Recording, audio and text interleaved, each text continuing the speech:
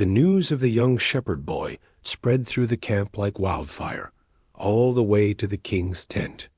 Soon, David found himself standing before King Saul himself. The king, a tall and imposing figure, looked down at the young shepherd with a mix of surprise and disbelief. "You?"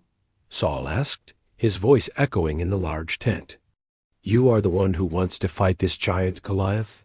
He gestured towards the battlefield. "You're just a boy, and he has been a warrior since his youth. How can you possibly face him?" David stood firm, his eyes filled not with fear, but with unwavering faith. He looked the king directly in the eye and said, "Your Majesty, I have been a shepherd for my father's sheep. When a lion or a bear came and took a lamb from the flock, I went after it, struck it, and rescued the lamb. The Lord who delivered me from the paw of the lion and the paw of the bear, he will deliver me from the hand of this giant." Saul was taken aback by David's courage. Perhaps this boy had a chance.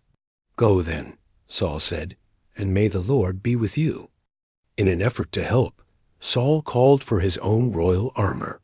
He placed his heavy bronze helmet on David's head and dressed him in his own coat of mail.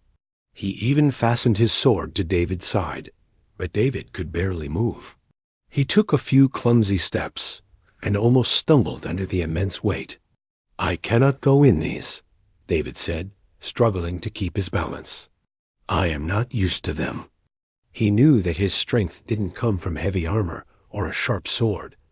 His trust was in something far greater. With the king's permission, David took off the heavy armor, piece by piece.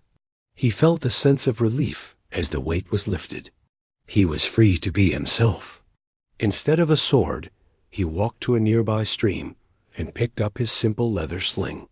He carefully selected 5 smooth stones, the kind he had used 1,000 times before.